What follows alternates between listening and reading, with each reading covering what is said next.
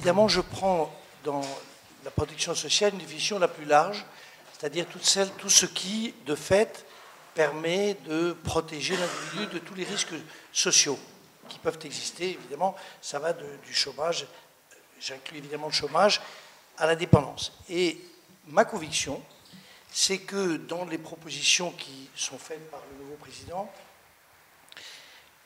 dont nous ne sommes pas ici les interprètes, nous sommes juste les commentateurs ou les critiques, c'est vraisemblablement ce qui est le plus novateur et le plus important. Pourquoi?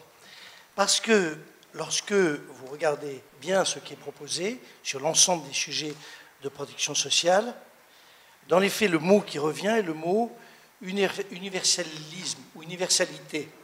C'est-à-dire que l'idée qu'a M. Macron consiste à dire que désormais, on sort de ce qui était au fond le système bismarckien, c'est-à-dire ce qu'on protège, c'est le salarié, et passer à une conception de la protection, que ce soit sur les domaines des retraites, les domaines du chômage, etc. On le traite pour l'ensemble de la population. Et ceci est très important parce que ça rend cohérent une vision qui est la sienne, qu'on partage ou qu'on ne partage pas, mais qui est celle de se dire que pour augmenter la croissance potentielle, pour redynamiser finalement l'économie française, il faut à l'évidence essayer de libérer toutes les énergies possibles avec un énorme zeste de technologie, et que pour cela, il faut que celui qui va prendre un risque, un point qui est très important sur le plan intellectuel, me semble-t-il, c'est qu'il se sente, d'une certaine manière, avoir un filet de sécurité, avoir une protection qui lui permet de se lancer dans une aventure qui, au fond, ceci est déjà le cas pour beaucoup des citoyens de notre pays, mais ce n'est pas généralisé, et le mot universel est très important. Je rappelle que c'est très cohérent, parce que ce que vient de dire Christian Saint-Etienne est essentiel, c'est-à-dire que la cohérence, si on considère qu'il faut se lancer dans les nouvelles technologies, ils vont investir, c'est évidemment la fiscalité des revenus de l'épargne. La chose la plus curieuse qu'on ait imaginée il y a quelques 5 ans consistait à indiquer qu'il fallait avoir une égalité des revenus de l'épargne et des revenus du travail, alors même que dans un cas il y a une certitude, dans l'autre cas il y a un risque. Donc c'est une vision intellectuellement qui était très compliquée.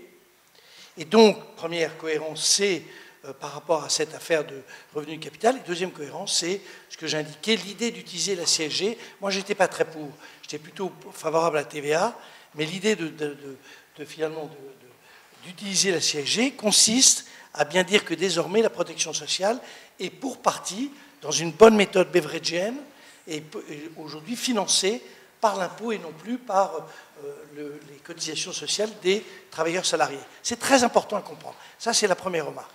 Deuxième remarque, si j'ai raison, et si c'est là le cœur finalement de la logique, regardons ce qui est proposé.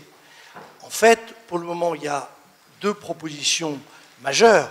Il y a celle qui consiste, comme je l'ai dit, à universaliser les régimes d'assurance chômage, mais avec un point qui est essentiel. Ceci n'est possible que si on retire le pouvoir aux partenaires sociaux, enfin on le retire, en tout cas on limite le pouvoir des partenaires sociaux, tout simplement parce qu'eux sont sur le travail et non pas sur l'ensemble de la population, et donc de donner à l'État, à ses représentants et tout ce qu'on peut imaginer, lui donner le rôle de contrôle de l'opération, et c'est un signe là aussi qui est, me semble-t-il, tout à fait important. Et puis sur les retraites, il y a cette idée là aussi, peut-être qui va plus loin que l'universalité, mais celui de transparence. On utilise au fond des retraites par points. Je vais y venir dans un instant, mais ceci pose des tas de problèmes qui sont pas faciles à résoudre. Et de toute façon, c'est au moins au 3e mandat de M. Macron qu'on verra les résultats réellement se mettre en place. Mais l'intention qui consiste à faire converger l'ensemble des systèmes de retraite, je crois qu'il y en a 33 en France, cette intention est très importante. Alors par rapport à ça, et par rapport à la fois cette intention et à mon avis cette vraie révolution, n'oubliez jamais quand on parle j'allais dire, du changement de ce que fut la société française. On parle toujours de cette protection sociale inventée par le Conseil national de la résistance. On est dans de la mythologie forte, et cette mythologie, cette manière de penser les problèmes est remise en cause au fond dans les propositions qui sont faites par le nouveau président. Or, il y a des tas de sujets qui ne sont pas résolus. J'ai indiqué que l'idée, c'est peut-être la seule incohérence de l'opération, l'idée d'avoir plutôt privilégié la CSG, le point 7, que la TVA, en tout cas, est un sujet de discussion, parce que vous voyez bien que dans un cas, si on veut finalement favoriser l'investissement, la fiscalité sur la TVA est beaucoup moins problématique que ne l'est la CSG, qui, évidemment, elle pose problème, puisqu'elle taxe les revenus du capital. Donc, il y a peut-être, en tout cas, il y a une discussion. Il y a l'idée que, au fond, sur le système de retraite, je n'ai pas le temps d'y revenir, mais il y a plusieurs manières de traiter les régimes par points, mais surtout, il y a une difficulté, c'est que ça ne traite que des aspects contributifs. C'est au fond la règle mécanique qui veut que vous avez, il a dit d'ailleurs, M. Macron, il a indiqué que chaque point qui a été accumulé par un individu fera l'objet de la même rémunération. C'est très compliqué, parce que quand on regarde de très près, un smicard en réalité un taux de reversion qui est de 85%, un chef d'entreprise ou un cadre, c'est plutôt de l'ordre de 55%. Quel sera le taux de reversion, en réalité le taux de conversion, si on prend des régimes notionnels, qui sera utilisé? Est-ce que c'est celui du SMICAR ou est-ce que ce sera intermédiaire? C'est très compliqué de faire des retraites par points, mais l'intention est là. Et puis il y a peut-être un sujet qui, moi, m'intéresse beaucoup et qui n'est pas traité, c'est celui de la dépendance, dont vous vous souvenez que les calculs aujourd'hui disent que la dépendance, ça coûte 40 milliards d'euros pour une dépendance qui est limitée à un chiffre précis. Personne ne sait demain combien de personnes sont dépendantes, mais évidemment plus qu'aujourd'hui. Et sur les 40, c'est 20 les aidants, donc c'est la dépense des familles, et 20, c'est l'État, donc, ou sous les différentes formes, l'APA, enfin tout ce qu'on peut imaginer. Et je terminerai en disant qu'il me semble qu'il faut, dans cette idée majeure qui est de revenir sur l'organisation de la protection sociale, il me semble qu'il faut traiter de 3 sujets de manière très soigneuse. Le problème, c'est l'équité intergénérationnelle. Alors, c'est un tout petit peu traité, parce que le fait de faire la CSG, d'utiliser la CSG, c'est quand même d'augmenter le prélèvement des retraités. C'est très compliqué. Je vais vous dire que vous allez voir, non pas uniquement les salariés des sans-arrêt, mais les retraités. Dans ma vie, par un égotisme que je me reproche, j'ai une fois dans ma vie dit une bêtise absolue, enfin pour ma propre sérénité.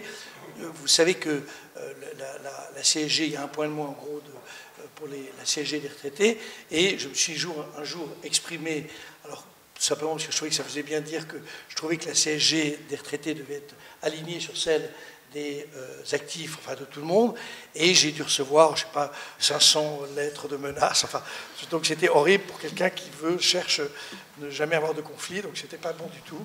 Donc c'est un sujet qui est très très délicat à traiter, le problème des transferts intergénérationnels. Conserver juste une idée assez simple, c'est que un peu plus de la moitié des dépenses de santé sont pour les retraités les plus de 60 ans, et qu'ils payent un peu moins de 20%. Donc vous avez des sujets qui sont majeurs dans ces domaines-là. Quand je dis moins de ce truc, je dis une bêtise, c'est moins de 10%, puisque les actifs payent 80% des dépenses de santé. Donc, vous voyez les ordres de grandeur de ce qu'il faut bouger si on veut essayer d'avoir l'équité. Deuxième sujet, la dépendance, je l'ai indiqué, il faut la traiter. Et troisième sujet, il y a une difficulté qui apparaîtra, c'est que si l'on veut accélérer le retour à l'emploi du plus grand nombre, on ne peut pas se contenter uniquement d'une politique macroéconomique traditionnelle.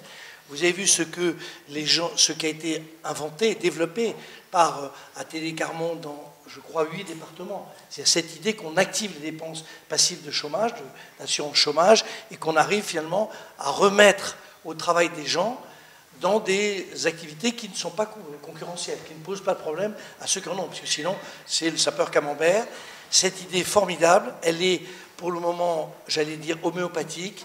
C'est quand même comme ça qu'il faudra traiter beaucoup de sujets si on veut accélérer le retour de notre société, toujours dans la vision de la protection sociale qui structure une société, si on veut accélérer le retour vers quelque chose qui est plus acceptable, plus jouable, notamment pour la jeunesse, on est obligé d'utiliser des méthodes et des innovations qui sont beaucoup plus, j'allais dire, fortes que ce qu'on imagine. Et cette idée, qui est pour le moment homéopathique, est très intéressante dans 8 départements. Il y a au moins un département où les choses ont l'air de se faire de manière très rapide. C'est évidemment ça qu'il faut, ce genre d'initiative qu'il faut généraliser. Mais là, c'est M. Gallois, à Louis Gallois, qu'il faut poser question, parce que c'est lui qui porte le sujet. Voilà. Merci.